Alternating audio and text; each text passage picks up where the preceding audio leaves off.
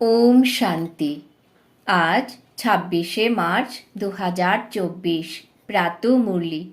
বাবাজ বলেছেন, মিষ্টি বাচ্চারা, নিজেদের আত্মা ভাই ভাই মনে করে একে অপরের প্রতি আত্মিক প্রেম রাখো। শতপ্রধান হতে হলে কারোর ভুল ধরবে না। আজকের প্রশ্ন, কিসের আধারে বাবার থেকে পদমগুণ অবিনাশী উত্তরাধিকার প্রাপ্ত করতে পারো? উত্তর, বাবার থেকে পদমগুণের অবিনাশী উত্তরাধিকার প্রাপ্ত করার জন্য স্মরণের যাত্রায় থাকো। একমাত্র বাবা ব্যতীত অন্য সব কথা ভুলে যাও। অমুকে এমন করে ইত্যাদি ইত্যাদি কথায় সময় নষ্ট করবে না। লক্ষ্য খুবই উচ্চ, তাই সদা শতপ্রধান হওয়ার লক্ষ্য রাখবে। বাবার ভালোবাসায় মগ্ন থাকো, নিজের সূক্ষ্ম চেকিং করতে থাকো, তবেই সম্পূর্ণ অবিনাশী উত্তরাধিকার প্রাপ্ত করতে পারবে। ওম শান্তি। এখন তোমরা বাচ্চারা যারা বসে আছো, তারা এই কথাটি জানো যে অসীম জগতের পিতা পুনরায় শতপ্রধান বানাচ্ছেন। মূল যুক্তিটি বলে দিচ্ছেন যে নিজেদেরকে আত্মা ভাই ভাই নিশ্চয় করো। এই মুখ্য শিক্ষা প্রদান করছেন যে তোমাদের নিজেদের মধ্যে গভীর আত্মিক প্রেম থাকা উচিত। প্রথমে তোমাদের ছিল, এখন নেই। মূল বতনে অর্থাৎ পরমধামে প্রেমের কোনো ব্যাপার নেই। তাই অসীম জগতের পিতা এসে শিক্ষা প্রদান করছেন, বাচ্চারা, আজকাল করতে করতে সময় তো পেরিয়ে যাচ্ছে, দিন মাস বছর পার হয়ে যাচ্ছে। বাবা বলছেন, তোমরা এইরূপ লক্ষ্মী নারায়ণ ছিলে। কে তোমাদের এমন স্বরূপ প্রদান করেছেন? বাবা করেছেন। এই কথাও বাবাই বলে দেন। তোমরা কিভাবে নিচে নেমেছ? উপর থেকে নিচে নামতে নামতে সময় পেরিয়ে যাচ্ছে। ওই দিন গেল, মাস গেল, বছর গেল, সময় গেল। তোমরা জানো যে প্রথম প্রথম আমরা শতপ্রধান ছিলাম। আমাদের পরস্পরের সঙ্গে অনেক ভালোবাসা ছিল।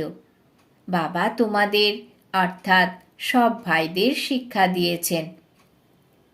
তোমরা হলে ভাই ভাই, তোমাদের পরস্পরের সঙ্গে গভীর ভালোবাসা থাকা উচিত। আমি তোমাদের পিতা, আমি কতখানি ভালোবেসে তোমাদের প্রতিপালন করি। তোমাদের তমপ্রধান থেকে শতপ্রধান করি। তোমাদের মুখ্য উদ্দেশ্য হলই শতপ্রধান হওয়া। তোমরা বুঝতে পেরেছ, যতখানি শতপ্রধান অবস্থা হবে ততই খুশির অনুভূতি হবে। আমরা শতপ্রধান ছিলাম। আমরা ভাই ভাই পরস্পরের সঙ্গে খুব স্নেহ ভালোবাসা সহকারে বাস করতাম। এখন বাবার দ্বারা আমরা জেনেছি, আমরা দেবতারা নিজেদের মধ্যে খুব প্রেমপূর্ণ ব্যবহার করতাম। এই দেবতাদের এবং স্বর্গের মহিমা অনেক। তোমরাও স্বর্গের নিবাসী ছিলে। তারপর আজকাল করতে করতে নিচে নেমে এসেছ। 1 তারিখ থেকে আজ পর্যন্ত 5000 বছর থেকে আর কিছু বছর বাকি আছে। শুরু থেকে তোমরা কিভাবে পার্ট প্লে করেছ সেসব বুদ্ধিতে আছে। এখন দেহ অভিমান হওয়ার দরুন একে অপরের প্রতি সেই ভালোবাসা নেই। একে অপরের খামতি দেখতে থাকো। অমুক এমন, যখন দেহি অভিমানে ছিলে তখন এমন করে কারোর ভুল ভ্রান্তি দেখতে না। পরস্পরের সঙ্গে ভালোবাসার সম্পর্ক ছিল। এখন আবার সেই অবস্থা ধারণ করতে হবে। এখানে তো একে অপরকে সেই দৃষ্টি দিয়ে দেখে বলেই ঝগড়াঝাটি হয়।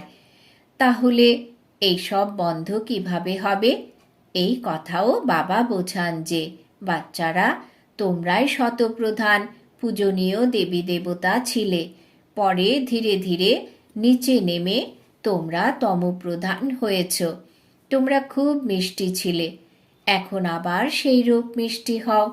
তোমরা সুখদায়ী ছিলে, এখন দুঃখদায়ী হয়েছ। রাবণের রাজ্যে একে অপরকে দুঃখ দিতে কাম কাটারি চালাও। যখন শতপ্রধান ছিলে তখন কাম কাটারি চালাতে না। এই 5 বিকার হলো তোমাদের বড় শত্রু। এটাই হলো বিকারি দুনিয়া। এই কথাও তোমরা জানো। রাম রাজ্য কাকে বলা হয় এবং রাবণ রাজ্য কাকে বলা হয়। আজকাল করতে করতে সত্যযুগ ত্রেতা দাপর পূর্ণ হলো। এখন কলিযুগও সমাপ্ত হবে। তোমরাই শতপ্রধান থেকে তমপ্রধান হয়েছ। তোমাদের আত্মিক খুশির অনুভূতি নেই, তোমাদের আয়ুও ছোট হয়ে গেছে। এখন আমি এসেছি, নিশ্চয়ই তোমাদের শতপ্রধান করব। তোমরাই আহ্বান করেছ, পতিত পাবন এসো। বাবা বোঝাচ্ছেন 5000 বছর পরে যখন সঙ্গম যুগ আসে তখন আমি আসি। এখন তোমরা নিজেদের আত্মা ভেবে বাবাকে স্মরণ করো। যত স্মরণ করবে ততই ভুল ভ্রান্তি দূর হবে।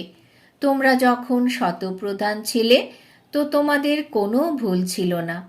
তোমরা নিজেদের দেবী দেবতা বলে সম্বোধন করতে। এখন সেসব ভুল ভ্রান্তি দূর হবে কিভাবে? আত্মারই অশান্তি অনুভব হয়। এখন নিজেদের পরীক্ষা করো যে আমরা অশান্ত কেন হয়েছি।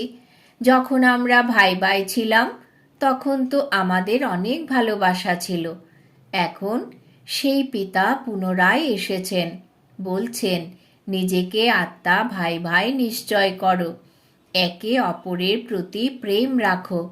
দেহ অভিমানে এসে তোমরা একে অপরের ভুল দেখতে থাকো। বাবা বলেন তোমরা নিজের পুরুষার্থ করো উঁচু পদের অধিকারী হওয়ার জন্যে। তোমরা জানো আমাদের বাবা এমন অবিনাশী উত্তরাধিকার দিয়েছিলেন যা আমাদের ভরপুর করেছে। এখন বাবা পুনরায় এসেছেন, তো তার শ্রীমত অনুসারে চলে আমরা আবার সম্পূর্ণ উত্তরাধিকার প্রাপ্ত করি। আমরাই দেবতা ছিলাম, আবার 84 জন্ম নিয়েছি। তোমরা মিষ্টি বাচ্চারা কতখানি অটল ছিলে, মতের কোনো অমিল ছিল না, কারুর নিন্দা ইত্যাদি করতে না। এখন অনেক ছোট ছোট খামতি আছে, সেসব দূর করতে হবে।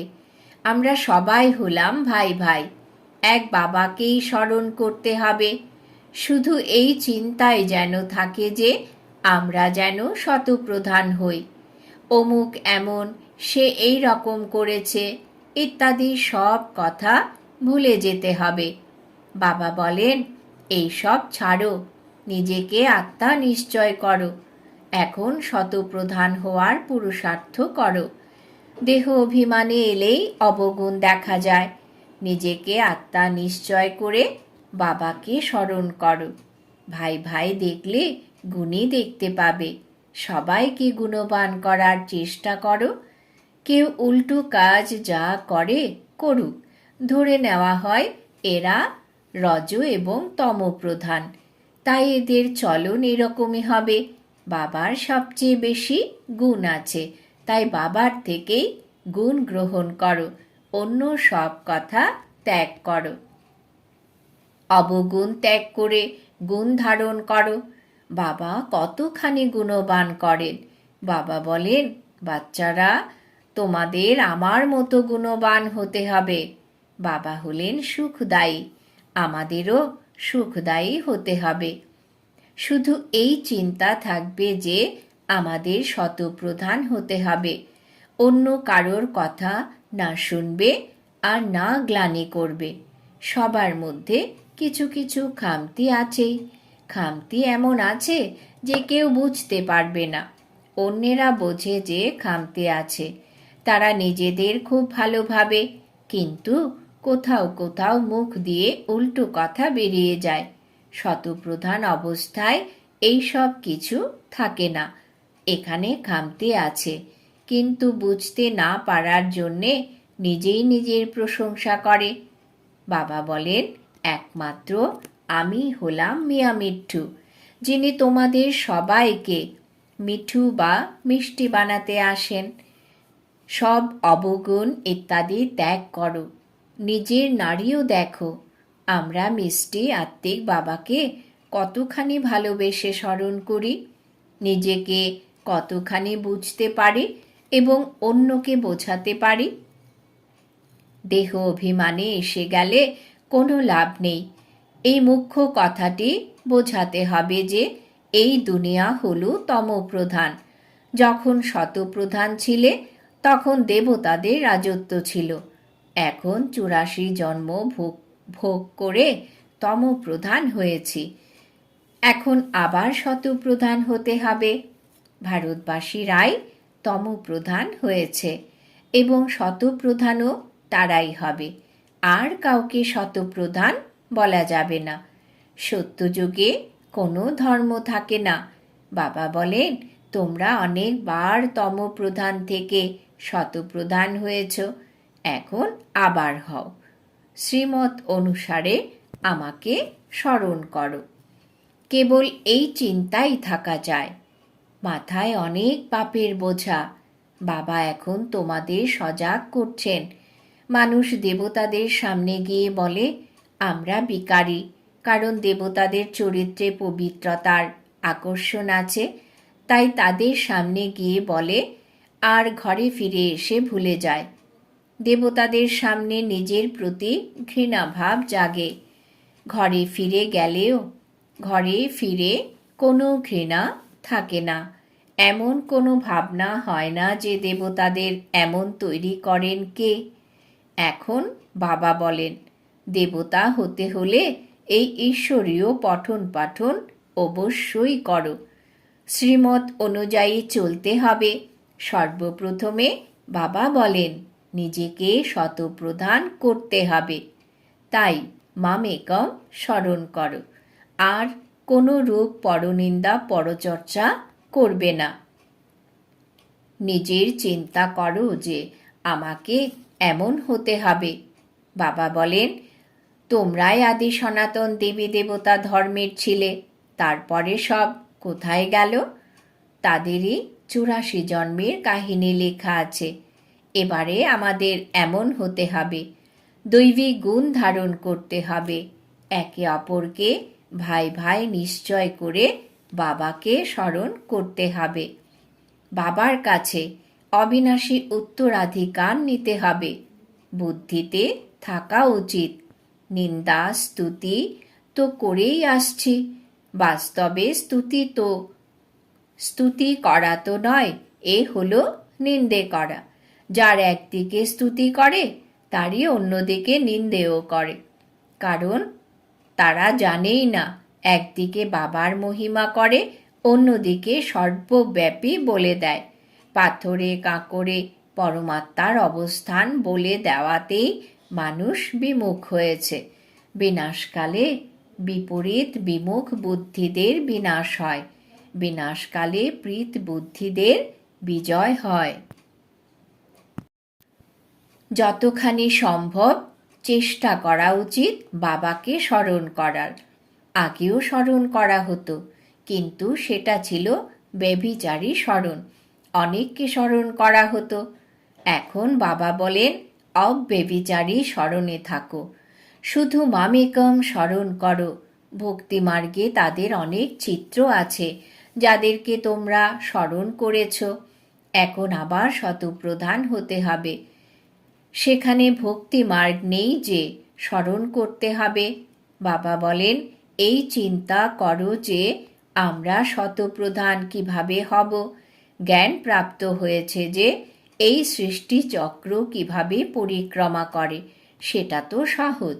আচ্ছা, কেউ বলে যদিও বা বোঝাতে না পারে, তবু বুদ্ধিতে নিশ্চয় থাকে যে আমরা শতপ্রধান থেকে তমপ্রধান কিভাবে হই। এখন আবার শতপ্রধান নিশ্চয়ই হতে হবে। যদি কেউ বলতে না পারে তাহলে বলা হবে তার ভাগ্য, ভবিতব্য। বাবা খুব সহজ উপায় বলে দেন, ব্যাজ নিয়ে বোঝানো সহজ। ইনি হলেন অসীম জগতের পিতা। এনার কাছ থেকে অবিনাশী উত্তরাধিকার প্রাপ্ত হয়। বাবা নিশ্চয়ই স্বর্গের স্থাপনা করেন, তাও অবশ্যই এখানে করবেন। শিব জয়ন্তী অর্থাৎ স্বর্গের জয়ন্তী। স্বর্গে আছেন দেবী দেবতা, সেই রূপে পরিণত কিভাবে হবে? সেই পরিবর্তন এই পুরুষোত্তম সঙ্গম যুগের পড়াশোনার দ্বারা সম্ভব হবে। বাচ্চারা, তোমাদের এখন বুঝেছ, এইসব অন্যদেরও বোঝাতে হবে। তোমাদের হলো সহজ জ্ঞান এবং সহজ যোগ, সহজ উত্তরাধিকার। কিন্তু এখানে কেউ পায় পয়সার সম্পত্তি প্রাপ্ত করে, তো কেউ প্রাপ্ত করে পদম গুণ উত্তরাধিকার। সমস্ত কিছু পড়াশোনার উপরে নির্ভর করে। স্মরণের যাত্রার দ্বারা অন্য সব কথা ভুলে যাও। অমুকে এমন ইত্যাদিতে সময় নষ্ট করো না। অনেক লক্ষ্য অনেক উচ্চ। শতপ্রধান হওয়াতে মায়া বিঘ্ন সৃষ্টি করে, পড়াশোনায় বিঘ্ন সৃষ্টি হয় না। বাবা বলেন, নিজেকে দেখো যে আমাদের মধ্যে ভালোবাসা কত মাত্রায় আছে। এমন ভালোবাসা যার দ্বারা বাবার সঙ্গে যুক্ত থাকবে। যিনি শেখাচ্ছেন তিনি হলেন বাবা। ব্রহ্মা বাবার আত্মা শেখান না, ইনিও শেখেন। বাবা, আপনি আমাদের কতখানি বুদ্ধিমান করেন। উঁচু থেকে উঁচুত হলেন আপনি, তারপরে মনুষ্য সৃষ্টিতে আপনি আমাদের কত উঁচু মানের স্বরূপ প্রদান করেন। অন্তরে এইরূপ বাবার মহিমা করা উচিত। বাবা, তুমি কত চমৎকারিত্ব করে থাকো। বাবা বলেন, বাচ্চারা, তোমরা পুনরায় নিজের রাজ্য নাও, মামেকম স্মরণ করো খুশি সহকারে। নিজেকে জিজ্ঞাসা করতে হবে, আমরা বাবাকে কত স্মরণ করি? বলা হয়, খুশির মতন খোরাক নেই, অর্থাৎ বাবাকে পাওয়ার খুশি। কিন্তু এত খুশি বাচ্চাদের মনে থাকে না, যদিও বিবেক বলে অনেক খুশিতে থাকা উচিত। এই পড়াশোনার দ্বারা আমরা এইরূপ রাজা হব। অসীম জগতের পিতার সন্তান আমরা। সুপ্রিম বাবা আমাদের পড়ান। বাবা হলেন করুণাময়। কিভাবে বসে বাচ্চাদের অর্থাৎ তোমাদের নতুন নতুন কথা শোনান। এখন তোমাদের বুদ্ধিতে অনেক নতুন কথা আছে, যা অন্য কারোর বুদ্ধিতে নেই। আচ্ছা, মিষ্টি মিষ্টি হারানিধি বাচ্চাদের প্রতি মাতা পিতা বাপ দাদার স্মরণের স্নেহ সুমন আর সুপ্রভাত। আত্মাদের পিতা তার আত্মারূপী বাচ্চাদেরকে জানাচ্ছেন নমস্কার। আমরা আত্মারূপী বাচ্চারা আমাদের মাতা পিতা বাপ দাদাকে জানাই স্মরণের স্নেহ সুমন, সুপ্রভাত, নমস্কার। ধারণার জন্যে মুখ্য সার। 1 নম্বর, দেহি অভিমানী অবস্থা ধারণ করে সুখদায়ী হতে হবে। কারুর কোনো ভুল ধরবে না। নিজেদের মধ্যে খুব ভালোবাসার সাথে থাকতে হবে, মতভেদে যাবে না। 2 নম্বর, অন্য সব কথা ছেড়ে একমাত্র বাবার থেকে গুণ গ্রহণ করতে হবে। শতপ্রধান হওয়ার চিন্তা করতে হবে। না কারোর কথা শুনবে, না কারোর গ্লানি করবে।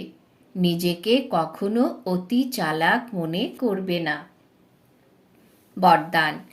বাবা আজ বরদান দিয়েছেন, সময় অনুসারে নিজেকে চেক করে চেঞ্জ করা, সদা বিজয়ী শ্রেষ্ঠ আত্মা ভব। সময় অনুসারে নিজেকে চেক করে চেঞ্জ করা, সদা বিজয়ী শ্রেষ্ঠ আত্মা ভব। ব্যাখ্যা। যারা সত্যিকারের রাজযোগী তারা কখনো কোনো পরিস্থিতিতে বিচলিত হয় না। তো নিজেকে সময় অনুসারে এই রীতিতে চেক করো, আর চেক করার পর চেঞ্জ করে নাও। কেবল চেক করলে তো হৃদয় বিদীর্ণ হয়ে যাবে। চিন্তা করবে যে আমার মধ্যে এও দুর্বলতা আছে, জানি না ঠিক হবে কি না। এই জন্য চেক করো আর চেঞ্জ করো, কেননা সময় অনুসারে কর্তব্য পালনকারীর সদা বিজয় হয়। সেই জন্য সদা বিজয়ী শ্রেষ্ঠ আত্মা হয়ে তীব্র পুরুষার্থের দ্বারা নম্বর 1-এ এসো।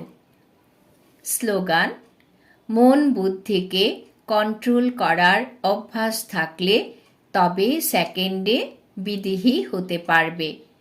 মন বুদ্ধিকে কন্ট্রোল করার অভ্যাস থাকলে তবে সেকেন্ডে বিদেহী হতে পারবে। আজকের সমান আমি বিজয়ী শ্রেষ্ঠ আত্মা। ওম শান্তি।